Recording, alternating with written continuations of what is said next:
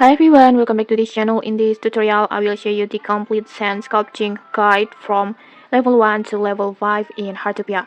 So first, just buy the sand sculpting hobby from the NPC Azure at the central square. This NPC just buy this hobby from her.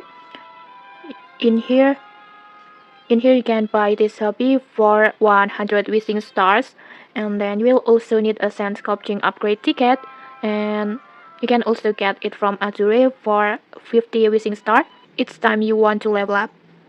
And then after purchasing the hobby, you will unlock the sand sculpture base recipe, and this recipe will be added to your workbench automatically. So if you want to craft the base, just go to your workbench and then just tap on craft and then just go to items and then just choose this sand sculpture base.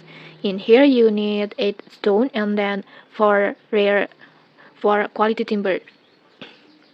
But just keep in mind that its sand base is single use, so you will need to craft plenty if you plan to level this hobby. And then to start sculpting, just place a sand base in your home. Just open your backpack and then just place your sand sculpture base like this. And then after that just tap on it. And then in here you just need to stop the arrow at the yellow area like this. The more accurate timing, the higher the quality of your sculpture. Like this.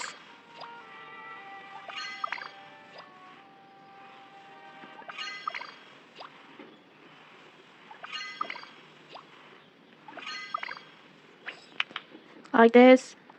And then after that you just need to guess the shape, and if you guess it correctly you will get the perfect sculpture. For example, in here I want to choose sitting frogs like this. In here because I guessed it correctly, so I got this frog sculpture like this. And this frog sculpture will be added to your collections. And then from level 1 to level 5 you will unlock more sculpture designs in here.